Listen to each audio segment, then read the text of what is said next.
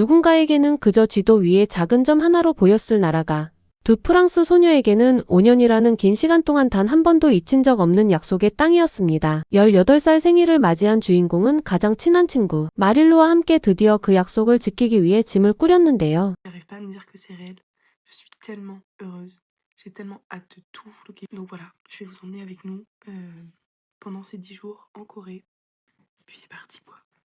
그렇게 꿈에 그리던 한국행 비행기에 오른 두 사람. 과연 5년간의 기다림 끝에 마주한 한국은 이 두 소녀의 상상과 얼마나 닮아 있었을까요? 오늘 소개할 주인공은 프랑스에서 온 18살 여성 크리에이터입니다. K-팝과 한국 문화에 매료된 지 벌써 5년. 생일 선물 대신 선택한 것이 한국행 항공권이었을 만큼 이 두 사람에게 한국이란 단순한 여행지가 아니라 반드시 닿아야만 하는 목적지였습니다. 비행기를 타고 수십 시간 환승까지 마친 두 사람이 마침내 한국 땅을 밟습니다. 그런데 입국 첫날부터 두 사람은 예상치 못한 장면과 마주하게 되는데요. 숙소에 짐을 풀자마자 그들이 가장 먼저 향한 곳은 명동 근처의 한국 쇼핑거리였습니다. 온갖 귀여운 소품과 팬시 용품이 천장부터 바닥까지 빼곡하게 들어찬 매장 안을 걷던 마릴루는 손으로 진열대를 가리키며 넛을 잃고 맙니다. Des consommateurs, on est vraiment dans la merde. C'est-à-dire qu'on a déjà acheté n'importe quoi. Ouh là là, je pense qu'on est vraiment dans la merde. On va faire que dépenser toute la journée, hein, Marilou?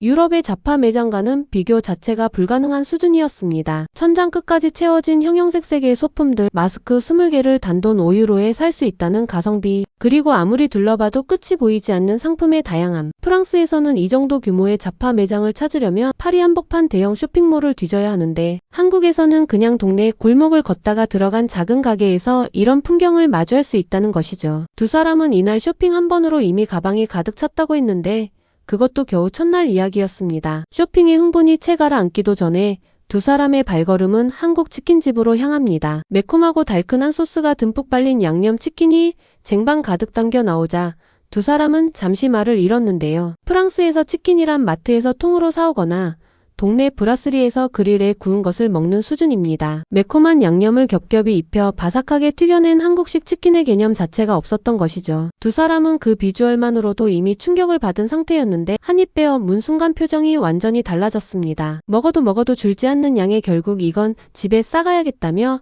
도기백을 요청하는 상황까지 벌어졌는데요. 한국 치킨의 위력이란 이런 것입니다. 그런데 진짜 충격적인 건 따로 있었습니다. 배를 채운 두 사람이 이번에는 편의점으로 발길을 돌립니다. 한국 여행을 앞두고 SNS에서 수도 없이 봐왔던 세븐일레븐, 그리고 그 안에서 두 사람은 쏟아지는 과자와 음료의 홍수 속에서 무려 1시간 가까이 헤어나오지 못하고 맙니다. 한국의 편의점은 단순히 물이나 껌 파는 가게가 아닙니다. 프랑스의 편의점 수준과는 완전히 다른 차원의 공간이죠. 즉석 식품부터 화장품, 한류 굿즈, 각 구운 빵까지 한데 모인 한국 편의점은 외국인들에게 그 자체로 하나의 문화체험 코스가 됩니다. 실제로 두 사람은 이날 밤 세븐일레븐에서 30유로어치를 쓰고 나서야 겨우 발을 뗐다고 하는데요. 30유로 우리 돈으로 약 45,000원. 그런데도 두 손에 봉지가 넘쳐났습니다. 그 봉지를 들고 숙소로 돌아온 두 사람은 침대 위에 앉아 과자 시식회를 시작합니다. 입안이 얼얼해지는 매운 과자에 서로 얼굴을 찡그리다가 폭소를 터뜨리고 달콤한 음료를 마시다가 또 울음 반 웃음 반의 표정을 지어 보이는데요. 이 모습을 보면서 한 가지 생각이 들었습니다. 한국의 편의점 과자 하나가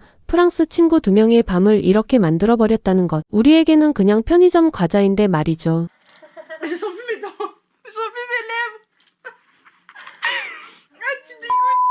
다음날 두 사람이 향한 곳은 광장시장이었습니다. 이미 SNS와 넷플릭스 영상을 통해 눈으로는 수도 없이 봐온 그 시장. 그런데 막상 눈앞에 펼쳐진 실제 광경 앞에서 두 사람은 걸음을 멈출 수밖에 없었습니다. 사방에서 올라오는 음식 냄새, 좌판마다 쌓인 먹거리들, 그리고 무엇보다 그 규모에 압도됩니다. 만두, 전, 꼬치, 수수께끼의 먹거리들을 하나씩 집어들고 서로 눈빛을 교환하며 연신 감탄사를 내뱉는데요. Je vous ai filmé, mais on vous a pas parlé.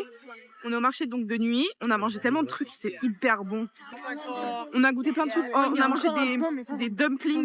Ils étaient tellement bons. 한국의 전통시장은 밤이 깊어질수록 오히려 더 활기를 띠는데 이 자체가 외국인들에게는 하나의 문화 충격으로 다가오는 것입니다. 두 사람의 표정이 그 차이를 그대로 증명하고 있었죠. 시장을 나온 뒤 숙소로 돌아온 두 사람, 이번엔 마스크팩을 꺼내 들었습니다. 한국 여행이라면 빠질 수 없는 그것. 밤 2시에 마스크를 붙이고 우리 이제 진짜 한국 사람 다 됐다며 서로를 보며 웃음을 터뜨리는 두 사람의 모습은 이 여행이 단순한 관광을 넘어 하나의 일상으로 스며들고 있다는 걸 보여줍니다. 이틀이 지나고 이번엔 올리브영 차례였습니다. 한국 여행의 성지 중 성지라 불리는 그곳에서 두 사람은 기어이 예산을 초과하고 맙니다. 엄마에게 줄 세럼, 언니에게 줄 패치, 그리고 자신을 위한 스킨케어 제품들을 잔뜩 담은 장바구니를 보며 이미 125유로를 썼는데 멈출 수가 없다고 고백하는데요.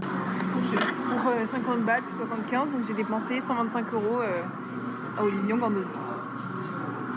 프랑스에서 같은 제품들을 사려면 아마 2배 이상의 돈이 필요했을 겁니다. 한국 화장품의 가성비가 전 세계 여성들을 끌어모으는 이유가 이 한 장면에 고스란히 담겨 있습니다. 서울을 충분히 즐긴 두 사람은 이번엔 부산으로 발길을 옮겼습니다. 그리고 부산에서 두 사람이 선택한 특별한 경험이 있었는데요. 바로 해운대 해변을 달리는 캡슐 열차였습니다. 해운대 바다를 바로 옆에 끼고 투명한 캡슐 안에 앉아 달리는 이 열차는 이미 전 세계 SNS에서 한국 여행 버킷리스트 1순위로 꼽히는 곳입니다. 두 사람도 틱톡에서 이 영상을 보고 반드시 타야겠다고 결심했다고 했는데요. 실제로 타고 나서는 이게 현실이 맞냐며 입을 다물지 못했습니다. 창밖으로 펼쳐지는 해운대 바다의 풍경, 그리고 그 위를 미끄러지듯 달리는 캡슐 안에서 느끼는 해방감. 프랑스 코트다지르의 해안선도 아름답기로 유명하지만 이렇게 바다를 바로 옆에 두고 달리는 캡슐, 열차 같은 시설은 그 어디에도 없습니다. 이런 경험을 단돈 몇천 원에 즐길 수 있다는 것. 이것이 바로 한국 여행이 전 세계 젊은이들의 버킷리스트 최상단을 차지하게 된 이유입니다. 그리고 해가 지는 시간,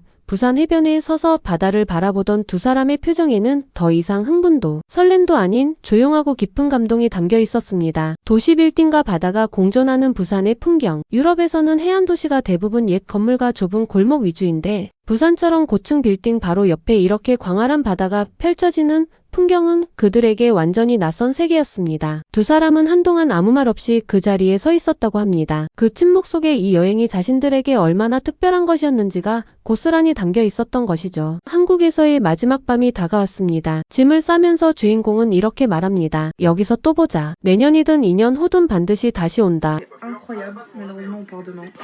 We gotta miss it.